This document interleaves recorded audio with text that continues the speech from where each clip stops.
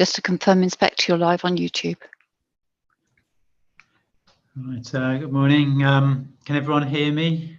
Yes, we can. Yes. So the inquiry's resumed. Anything that anyone wants to raise before I hand over to Mr. Howell Williams to call his final witness? In that case, Mr. Howell Williams, can you call your witness, please? Thank you.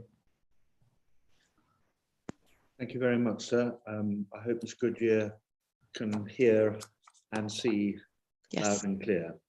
Yeah, I can. Thank you. Can I introduce you formally to the inquiry by reference to the second page of your proof of evidence? And whilst the inspector is reaching for that, I think it's fair to say, isn't it, that we could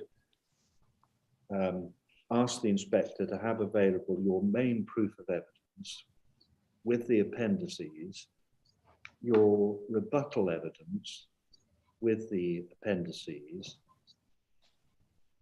also to have to hand perhaps the statement of common ground,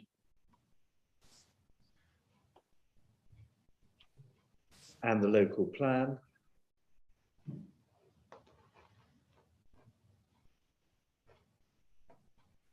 I think those are the main reference documents that you wish to refer to. Is that correct? Yes.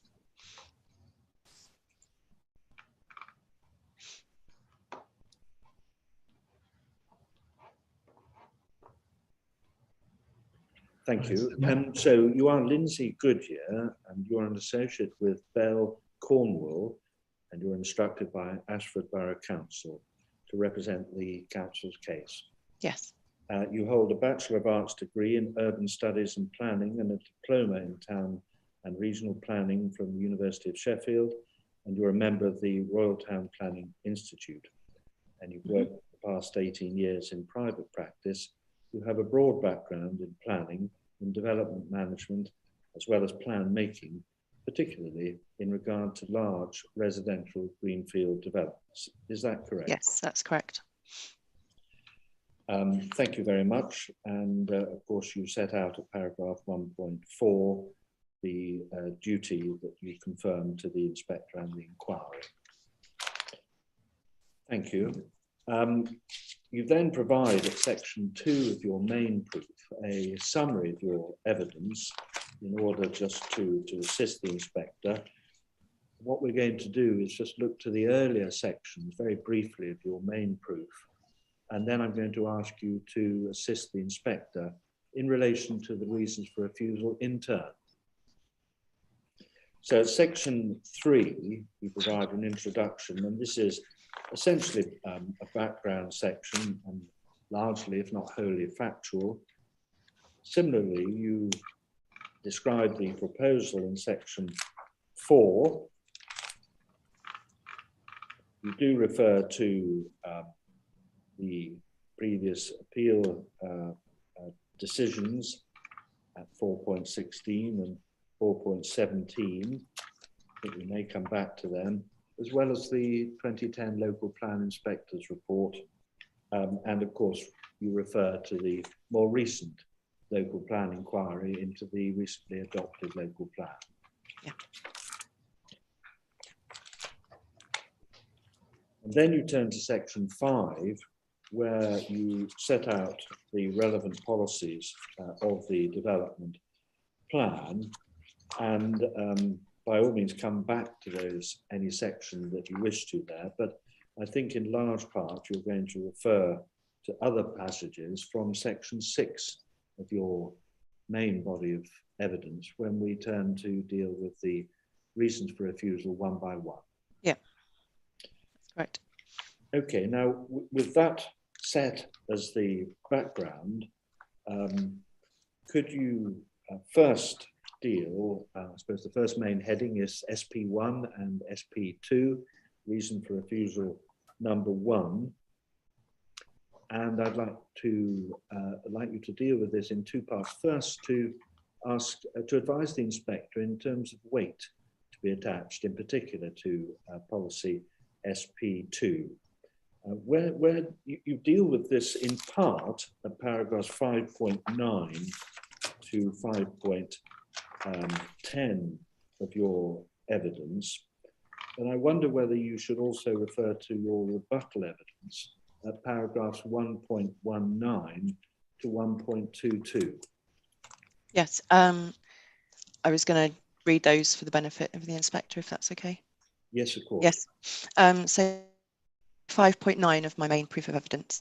SP2 is clear that the focus of development at Ashford, the town, stating that the majority of housing development will be at Ashford and its periphery, as the most sustainable location within the borough. The scale of the development in rural areas where Tenterden is located being commensurate with the settlement and sensitivity of the site.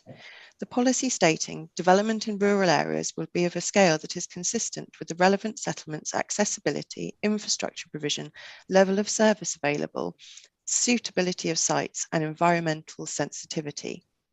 The plan makes new allocations to deliver housing growth, 82%, 4,872 homes of the new allocations are at Ashford, and the remaining 17%, 1,017 homes in the rest of the borough, demonstrating the focus of the strategy. The proposed development is not allocated in the plan and would therefore fall within the windfall category SP2, which is required to be consistent with the spatial strategy and consistent with other policies in the local plan. The proposed development is strategic in size and, in my view, would conflict with the clear strategy and focus of the plan and direct development towards the main settlement of the clear strategy of the plan and focus of the plan, which is to direct development to the main settlement of Ashford and to limit development in more environmentally sensitive areas.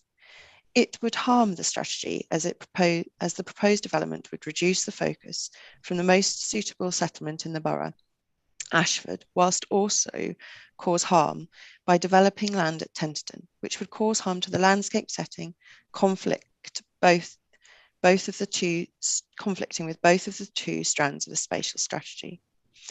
As addressed and explained below, the proposed development is also contrary to the other policies in the plan, and for both reasons would not accord with the requirement for windfall housing development set out in SP2.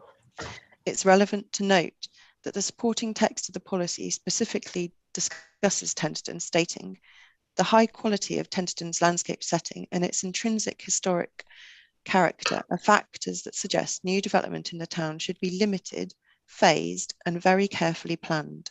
And that's paragraph 2.51 of CD 2.1, which is the local plan. I therefore conclude the proposed development is contrary to SP2 and the strategic approach to housing. Do you want me to go on to my rebuttal? Yes, but could I ask the inspector to make a note of paragraph 6.40 of your main proof, which is where you deal expressly with the question of weight, and you expand upon that matter in your rebuttal proof at 1.19 Yes. onwards. Yeah, so I'll read from my rebuttal at 1.19.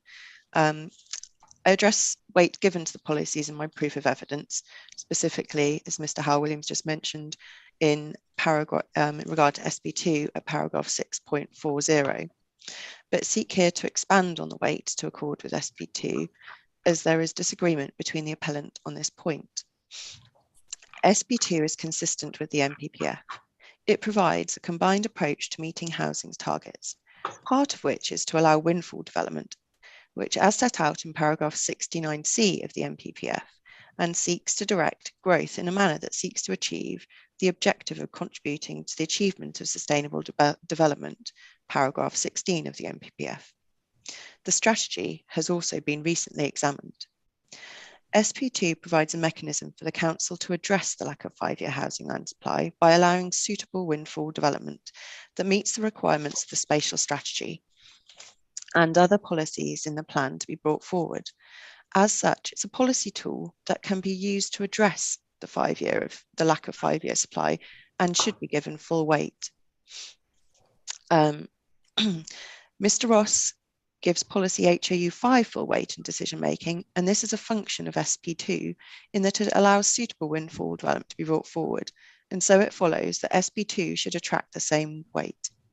Thank you very much.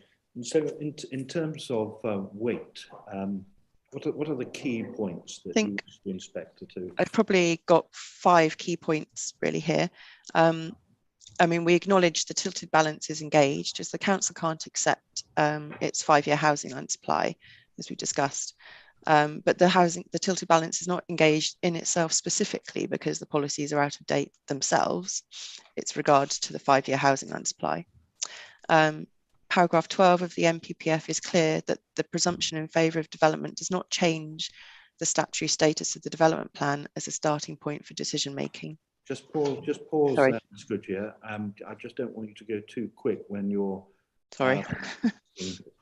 What you'd like the inspector to take on those key points. So that last point was paragraph 12 of Paragraph 12 of the NPPF. So the first point, the tilted balance not engaged because the policies are out of date in themselves. That's what you said. Thank you. Yeah, so the second point was that paragraph 12 of the NPPF says that the presumption in favour of development does not change the statutory status of the development plan. So the development plan still has primacy in decision making. SP2, as I said, is consistent with the NPPF, and particularly in regards to its provision for windfall 69, which is para 69C, we've discussed. And the SP2 provides the council with this mechanism to address the housing land supply shortfall through allowing appropriate windfall developments on suitable sites. So it's a policy tool that can use to address that situation.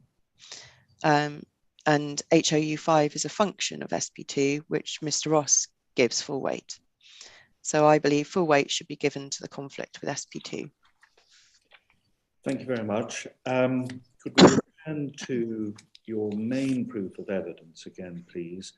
And I'd like you to now assist the inspector with the question conflict with policy SP2 and the strategy. And you deal with this in your main proof at 6.15 onwards, I believe. Yes. Is it helpful to read those paragraphs out, I think? Well, there's quite a few of them. Shall we look at them and see if we can read one or two? Yeah, sure. The first deals with the local plan vision, and the inspector will have the local plan to hand, and we can turn to SP1 on pages 8 and 9 of the hard copy document.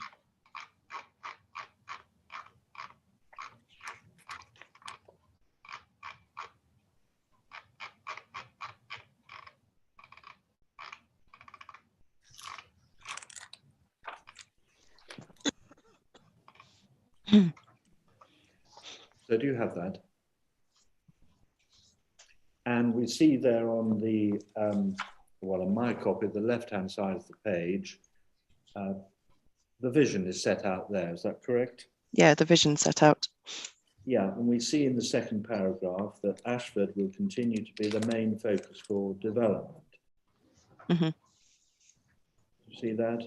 Yes. And the second paragraph also relates to the Ashford town centre being regenerated as well.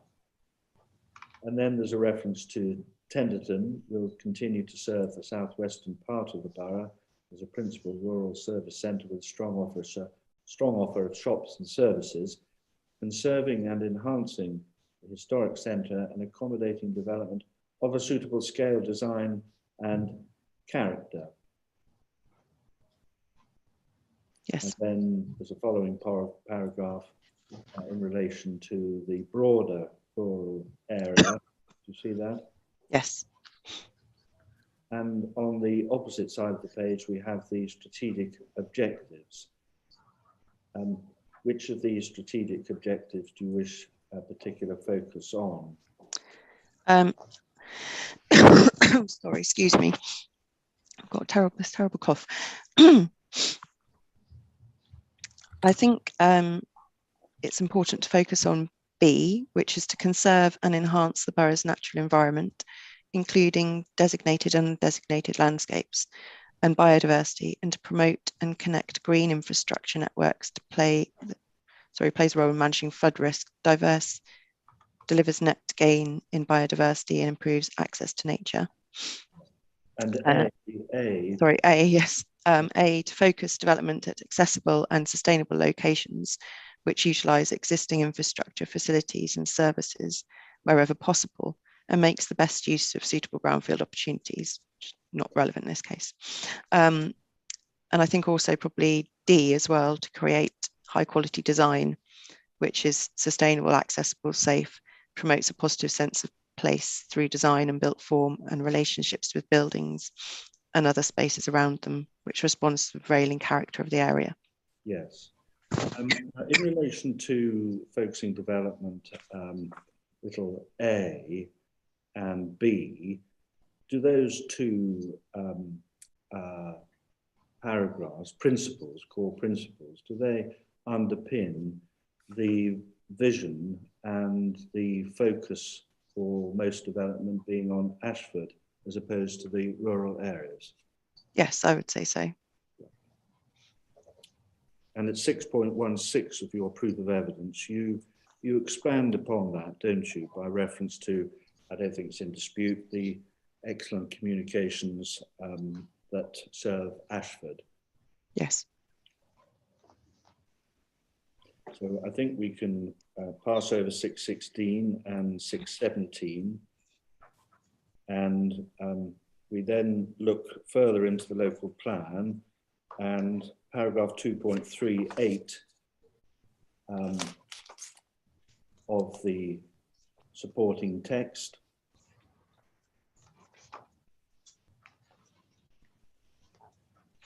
You refer to next.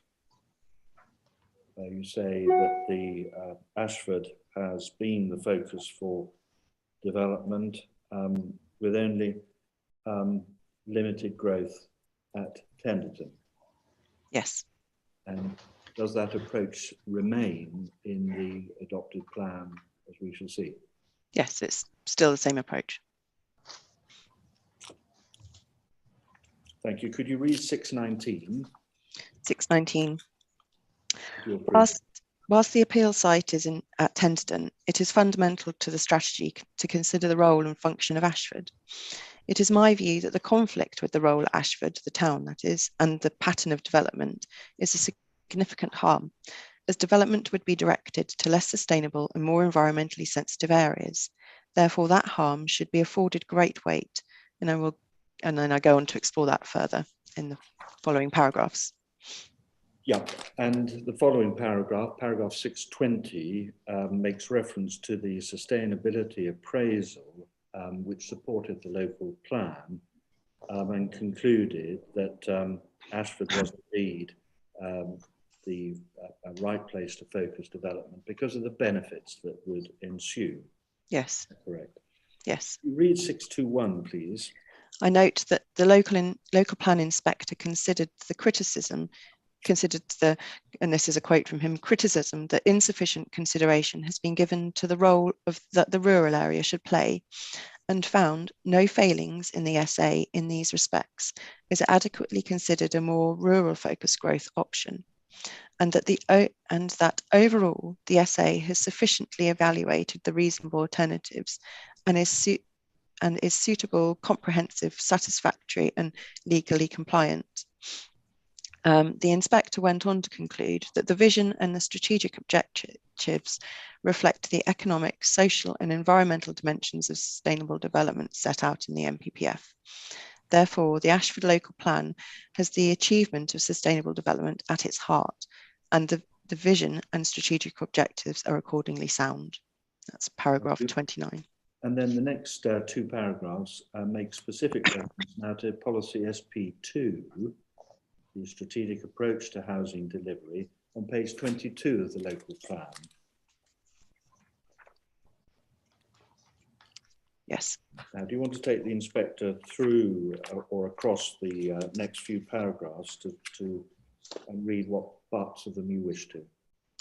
Yeah, of my proof. Yeah. Yeah.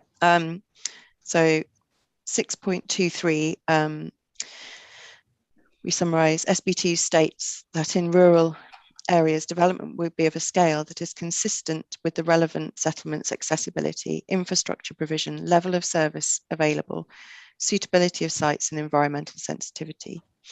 The policy proposes 117 dwellings in the rural area to 17% of the dwellings allocated through the plan.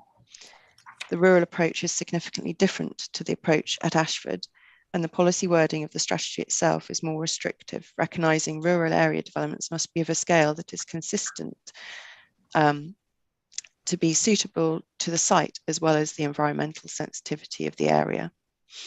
So I think in Appendix 4 to my proof, I've been provided with a table of all of the allocations in the rural areas, and just to set out some information on scale, and 20 of those 23 allocations are developments of less than 50 units. And then I go on.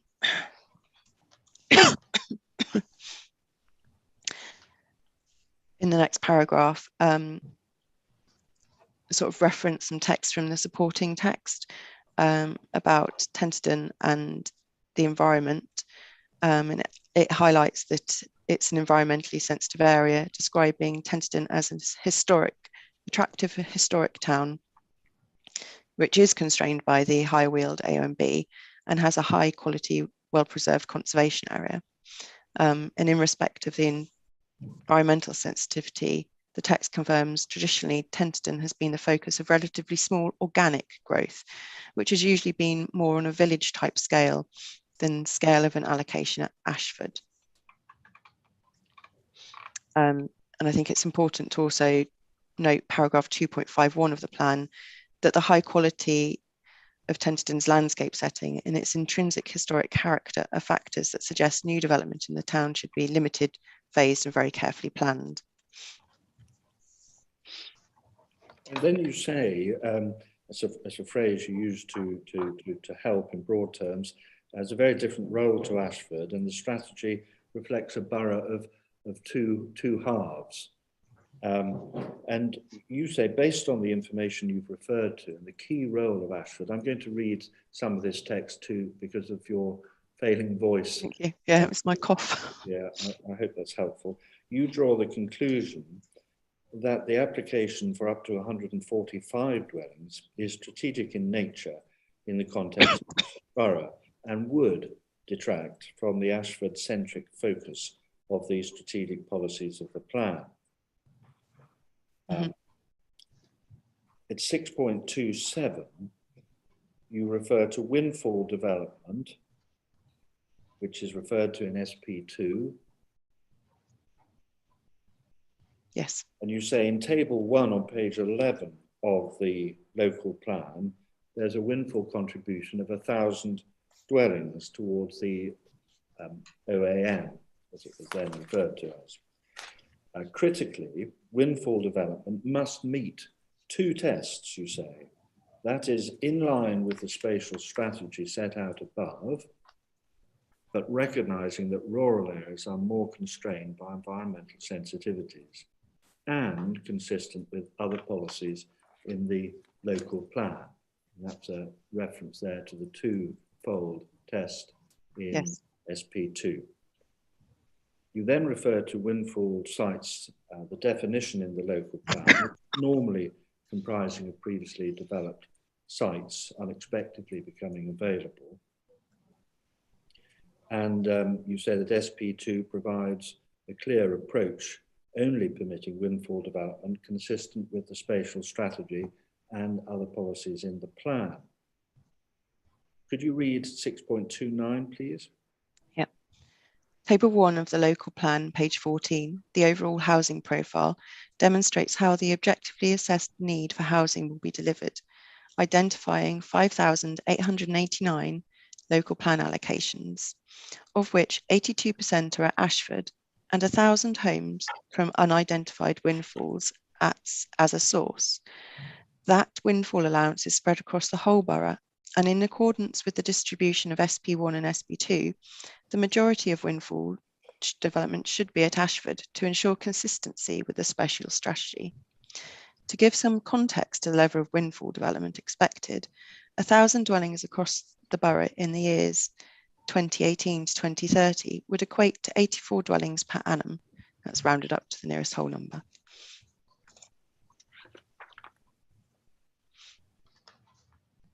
Thank you. Read on, please. Oh, sorry. The council has provided me with a table demonstrating the windfall developments that have been approved in the borough in the plan period, which I provide at Appendix 5.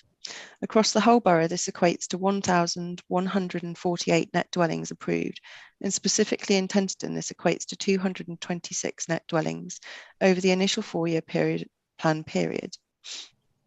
Whilst these homes not yet been all delivered, this demonstrates SB2 has been successful in delivery, and even though the allocation at Tenterden has yet to be brought forward, there are sufficient planning permissions at the settlement to deliver new homes. Carry on. Yes, please.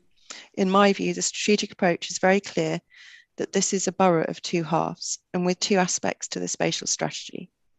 Ashford, the central, well-connected focus and the reason for additional growth, and the remainder of the borough, which is rural in character and environmentally sensitive, where development should be of a scale that it reflects character and environmental sensitivity, but also provides a balance to ensure rural communities continue to prosper.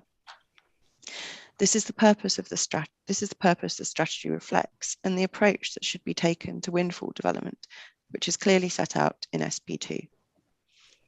Thank you. And then over the page, I don't read this, but you refer to the local plan process, and in particular the objections to the plan raised on behalf of the appellant by Judith Ashton Associates. And they questioned, that firm questioned, didn't it, the spatial approach in policy SP2? Yes, they did. And at 6.33, we can see reference to the questions raised, including with specific reference to a reasonable level of growth at Tenterden.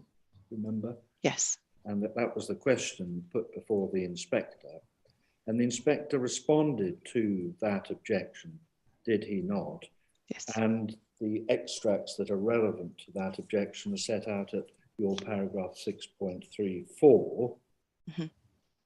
With specific reference to Tenterden and its constraints, such as the AONB that surrounds much of it, and reference to the position of Tenterden as a rural service centre. Mm-hmm.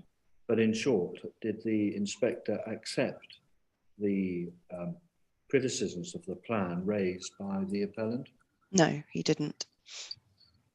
And we see that reflected in your text at 6.35, where the inspector concluded that the plan was sound in terms of directing growth towards Ashford, and did not accept that there needed to be or was a warrant for modification to the approach for Tenterden. Yes. Where you say he was clear that the more limited distribution, as we've seen reflected in the allocations, for Tenterden was appropriate, recognising its environmental sensitivity. Yeah.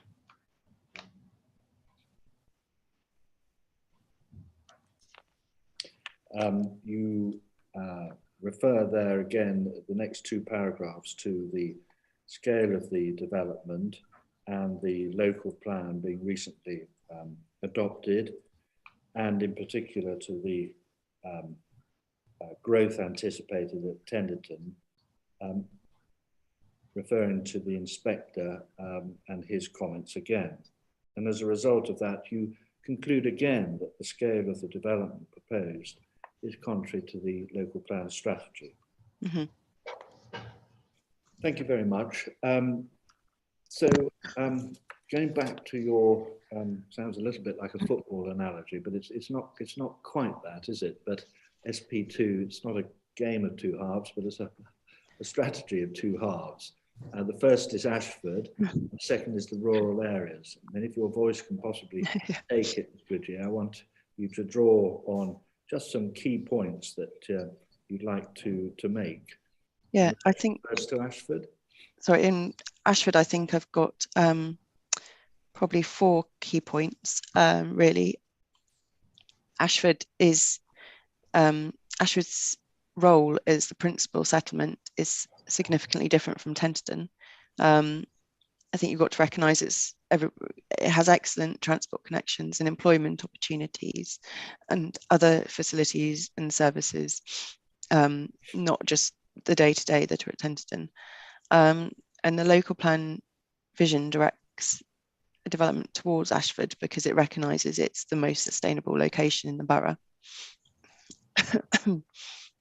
And the local plan inspector agreed with this at paragraph 30 because of its status as principal settlement in the borough, its roads, rail and transport links, employment opportunities and other facilities.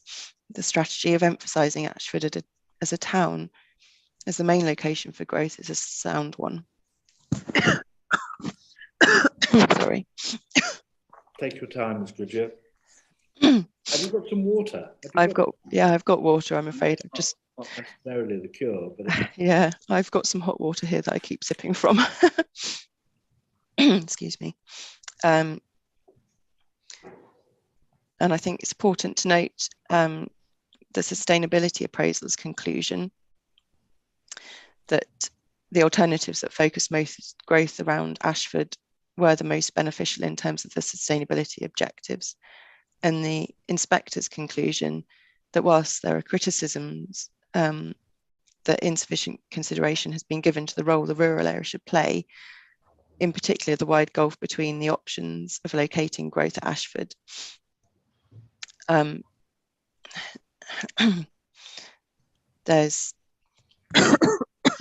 He found, as we discussed, the sustainability appraisals sound to meet the tests. And the inspector overall conclusion was that vision and strategic objectives of the plan are sound. And that hasn't been challenged. And therefore the Ashford local plan has at its heart achieving sustainable development. And this has not changed, my view hasn't changed. And I don't think that's been challenged by the appellant either. No, I believe not. And any key points on the rural areas half of the strategy? I think SP2 is very clear that, as you said, it's a policy of 2 halves, and there's a very different approach to the rural areas, which includes Tenterden and Ashford. As we've noted, development has to be of a scale that is consistent with the sets on accessibility, infrastructure provision, level of services, and the suitability of sites, and critically the environmental sensitivity of those sites needs to be considered. SP2, as we noted, allows windfall development, providing it's consistent with the strategy, but also consistent with other other policies in the local plan. So it has to meet those 2 tests to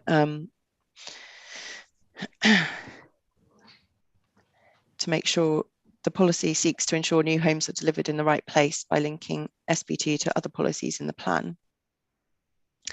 And as with the MPPF, it ensures that the policies are read as a whole, and the most appropriate development is directed to the most appropriate locations.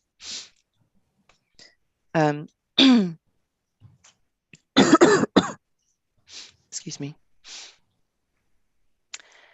I think the housing delivery test shows the borough is delivering new homes, and whilst it's a different test, the council achieved over 100% delivery against that test this year. And my paragraph 6.30 that we read out demonstrates SP2 has been successful in delivering the windfall element. And I think at the housing roundtable session, we discussed allocation S24. I don't have to go back on that, but that's the evidence we gave as deliverability. Yes, the evidence suggests that site, shows that site is deliverable in the period, and the landowners are bringing it forward. And my evidence at 6.25, I think it's important to note paragraph 2.51, the high quality of Tenterden's landscape setting and its intrinsic historic character are factors that suggest new development in the town should be limited, phased and carefully planned. Good, thank you very much indeed. Is there anything else you wish to add in relation to SP1 and SP2 in the conflict with the strategy and that policy? I think I've probably just got another sort of 2 points really that, I mean, as I've discussed, I think SP2 should be given full weight, even though the tilted balance is engaged. And I see the harm to SP2 as twofold, by means to the strategy and the non-compliance with other policies.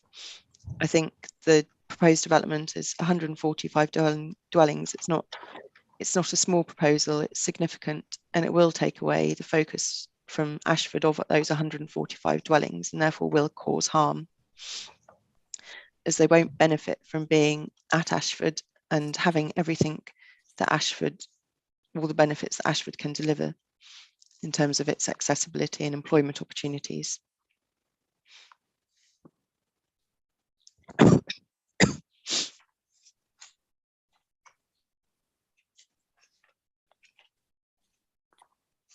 And having heard the evidence from Mr. Marshall, do you wish to make any comment about accessibility in the context that the council accepts that the 2 criteria in HOU 5 are met? I think those criteria, particularly I think it's D, are slightly different. They're met in the sense that there is accessibility to public transport, but you've only got 1 bus an hour to Ashford that takes 50 minutes to get there, whereas I think it's about a 25-minute drive. So it doesn't have the sustainability benefits of Ashford in terms of the high-speed rail link to London, and it doesn't have, Tenterden doesn't have the employment opportunities that Ashford clearly has, and I think that's set out by Mr. Marshall in his evidence and in his transport statement. And do you agree with Mr. Marshall that the site can be fairly accurately characterised as being a highly sustainable one? I wouldn't agree with that view. Thank I you. think it's, yeah. Okay. Right, thank you very much. Now, could we turn to reason for refusal number 2, Yes. please? And in short, that's the landscape matter, is it not? The strong rural edge of the settlement. Yes. And you deal with this at page 37 onwards in your proof of evidence. Mm-hmm. And I won't ask you to read it all, but the first part refers to HOU 5 and the criterion, and reference to other relevant paragraphs as well about character and appearance, to borrow from the inspector's list of issues. And you set out your view at 6.43, in essence agreeing with Mr. Withercomb's judgment about the contribution to the setting, the landscape setting of Tenterden, which the appeal site makes. Yes. And for that reason, you accept his view and agree with it that policy HOU 5 little f is not met. Mm-hmm. And at 6.46 you summarise, well, 6.45 you refer to the linear character of the approach along Appledore Road, for example, and Yes. the linear form of Tenterden, to which he Mhm. referred. And then you record some of his views, 6.46, set out in bullet point form there. Don't need you to read Yes. those out.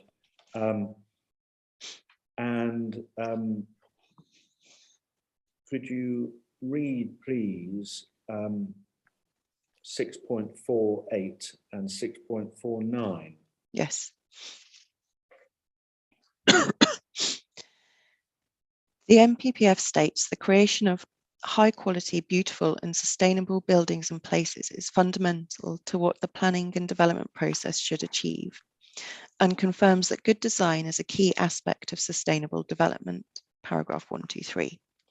Supporting the aims and objectives of HOU 5F and SP6. The built form shown on the illustrative master plan fails to reflect the linear character of the town.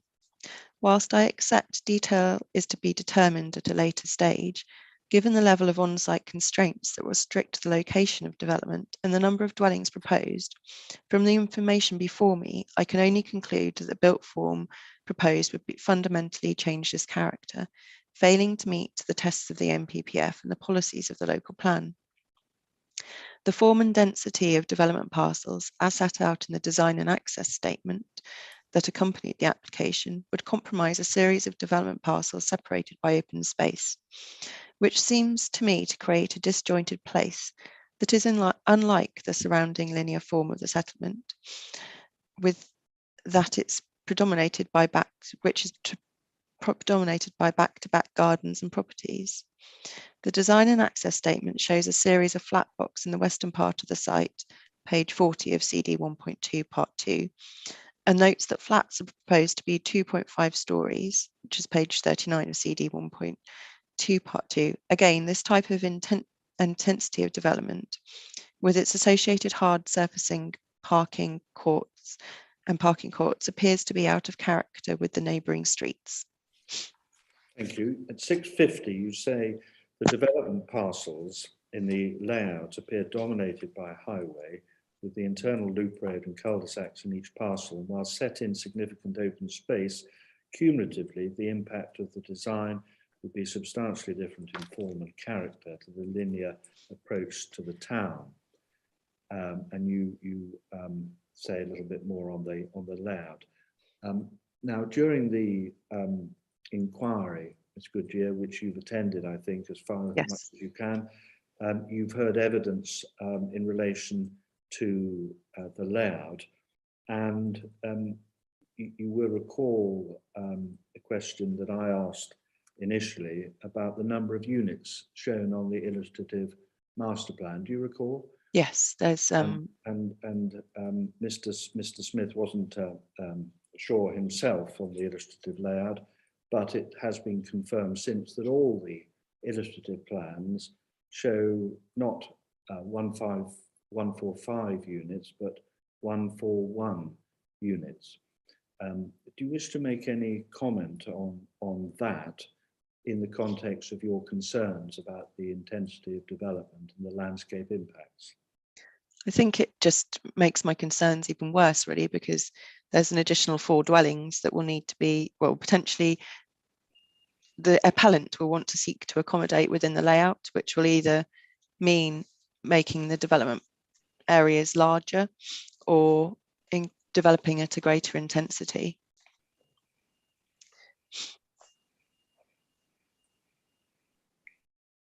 And does the inspector have before him any illustrative plan to show what the impacts would be? At 145, no.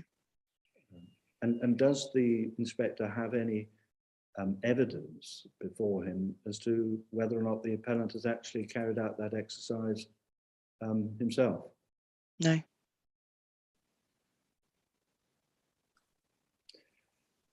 And then there's been further evidence during the roundtable session, footpath AB 70. Yes. In this context, how do you wish to advise the inspector? I think it's probably a similar thing. It makes it more problematic, I think, when we look at how the appellants sort of sought to address where AB 70 could go. It's between garden fences and things, so it's obviously going to, if it's confirmed, it's obviously going to make the layout it even harder to deliver that layout. The development areas will need to grow, and or their development will need to be at a greater intensity.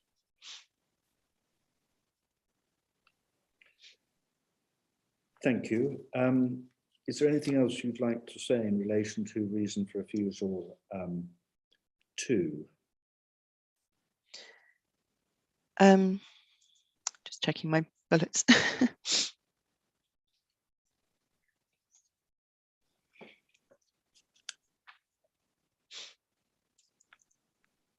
I think in essence we've covered it, but I mean it's having heard all the evidence, it does remain my view that the site has a particular intrinsic character, and in my view I think it's a beauty in relation to MPPF 174B, and I've linked my evidence to that of Mr. Winnecombe, who demonstrates this and explains it in detail.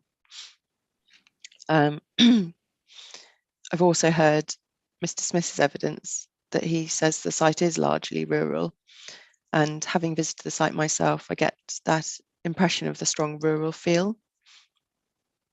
So I don't think the development would meet the tests of HOU 5F as a result, as I've set out in my proof. And I think it's important to recognise the site's feature.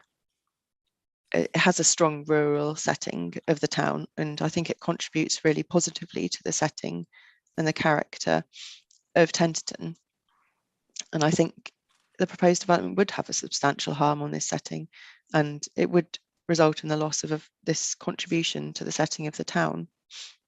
And I think you've heard evidence from Mr. Widdicombe on that, and I think he confirms the views, as the landscape and visual appraisal assesses that there would be substantial adverse landscape and visual effects.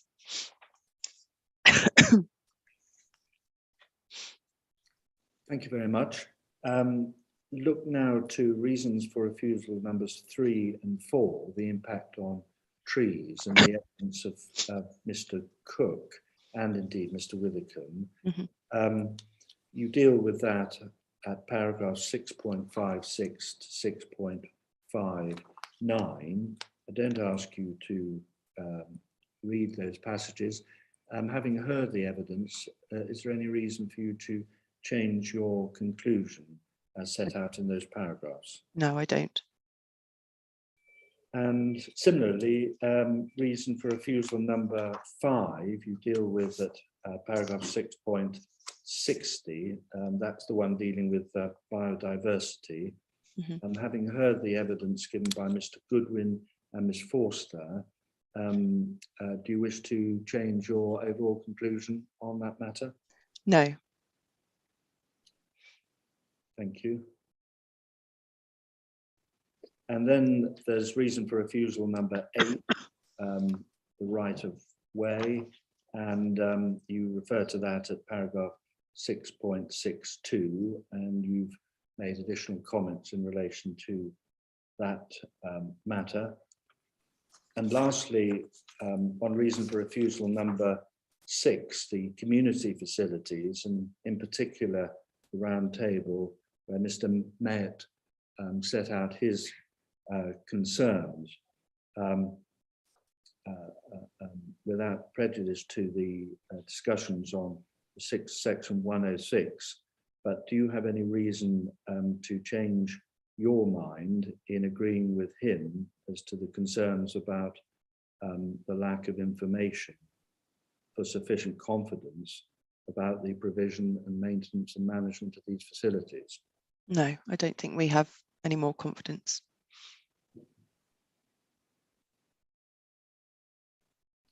Good, thank you very much. And that, lastly, we can turn to section 7 of your main proof, where you refer to the overall planning balance and look to the benefits. How would you wish to deal with this? Would you wish to seek to summarise the points? First, Yes, well, I've looked at and acknowledged the benefits in my proof, and acknowledging that the tilted balance is engaged, so that the harm must significantly and demonstrably outweigh the benefits. And I acknowledge the benefits as set out in 7.1 to 7.4 of my proof. And I've reviewed the benefits that Mr. Ross sets out in paragraphs 1.42 to 1.56 of my rebuttal. just on that particular matter, at 1.52 in relation to surface water improvement, do you remember?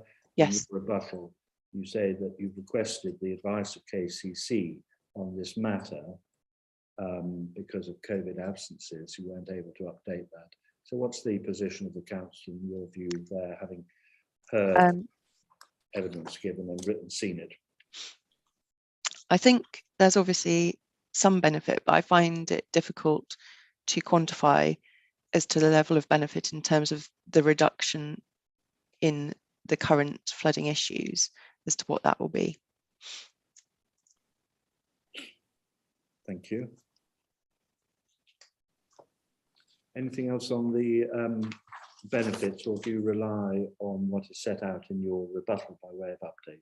Yes, I rely on my rebuttal. Okay, thank you.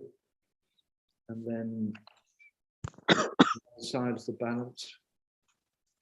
Sorry, pardon. The other side of the balance. Oh, harm. In relation to the harm, yes, I set the harm out at 7.5 to 7.10 of my proof. I think there's kind of 6 key areas of harm. The development is obviously contrary to the development plan, and I attribute substantial weight to this. There's harm to the spatial strategy SP2 by reducing the focus on Ashford to a less sustainable and less accessible location, and the conflict with the other policies in the development plan. There's harm to the setting of the town and the character and appearance of the area, and harm by means of the landscape and visual impacts of the development. I think also there's harm to the harm in relation to the emerging plan, and specifically the proposed designation of this site as a local green space, which I think is justified in terms of paragraphs 101 and 102 of the MPPF.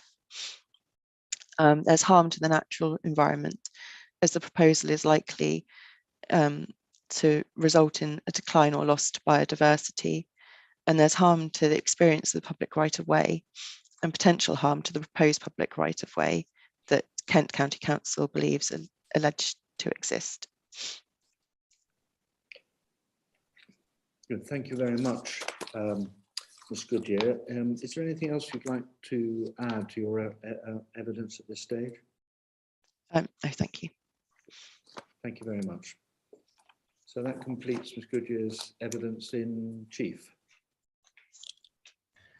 Thank you, Mr. Howell-Williams. I might have just a brief adjournment and then hand over to Mr. White to ask his questions.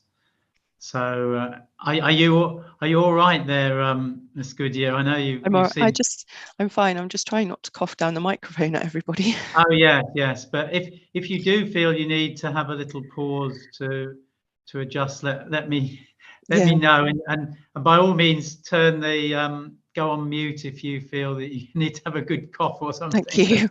I will do.